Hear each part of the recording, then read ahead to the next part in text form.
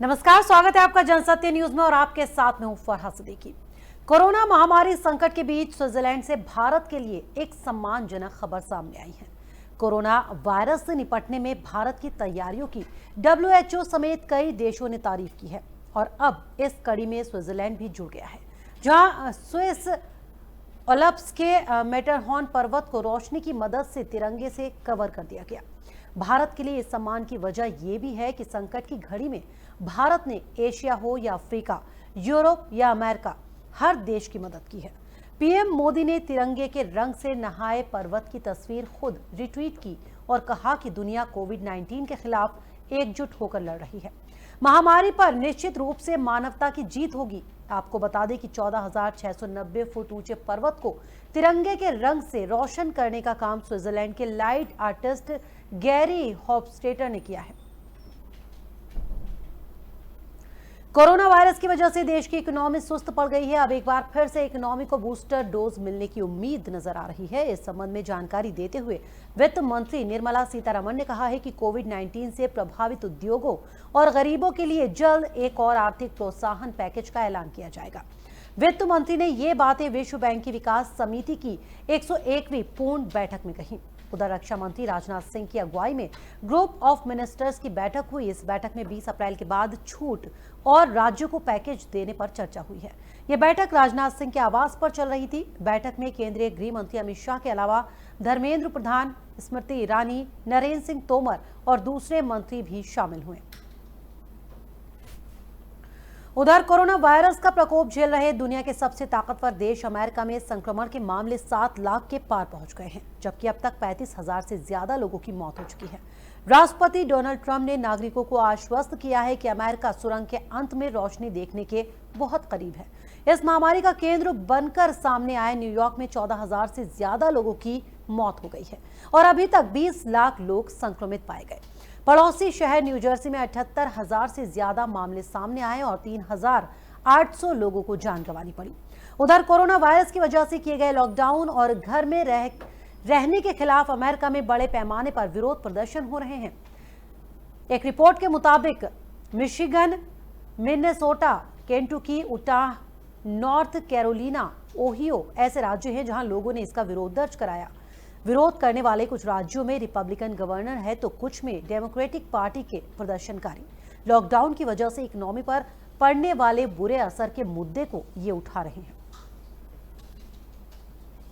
और अब बात करते हैं टोल टैक्स की। वैसे तो लॉकडाउन 3 मई तक के लिए लागू है, लेकिन अर्थव्यवस्था को गति देने के लिए 20 अप्रैल से कुछ इलाकों में थोड़ी ढील दी जाएगी।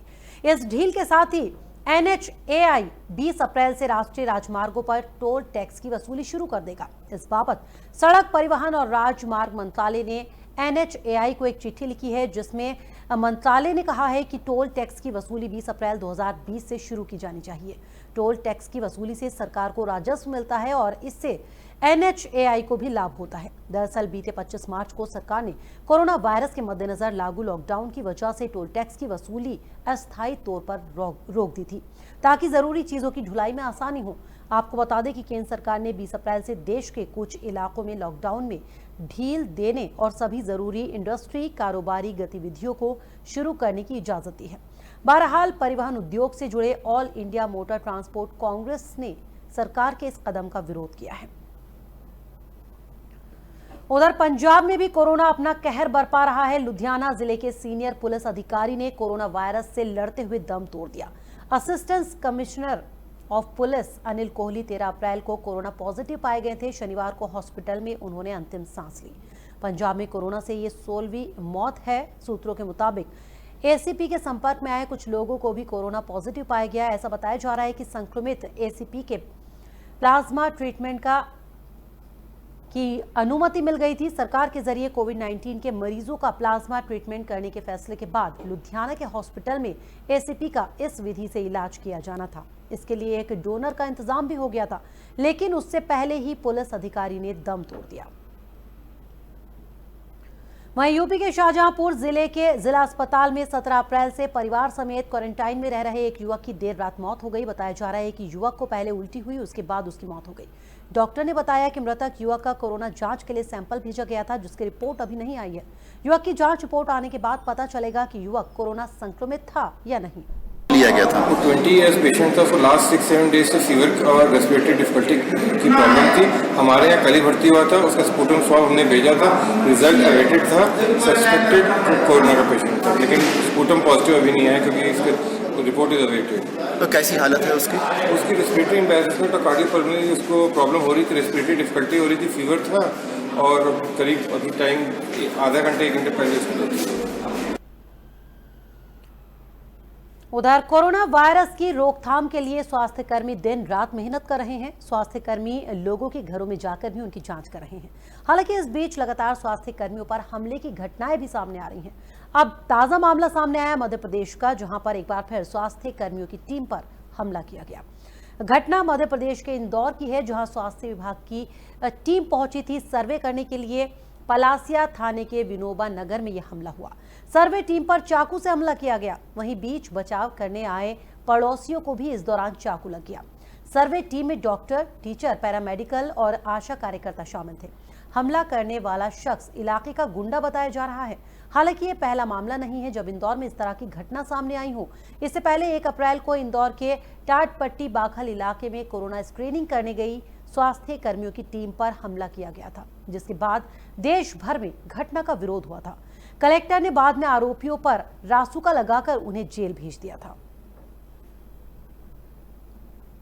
और अब बात करते हैं शर्जिल इमाम की। शर्जिल इमाम के खिलाफ दिल्ली की साकेत कोर्ट में चार्जशीट दायर कर दी गई है। शर्जिल इमाम पर देशद्रोही भाषण देने और हिंसा भड़काने का आरोप है।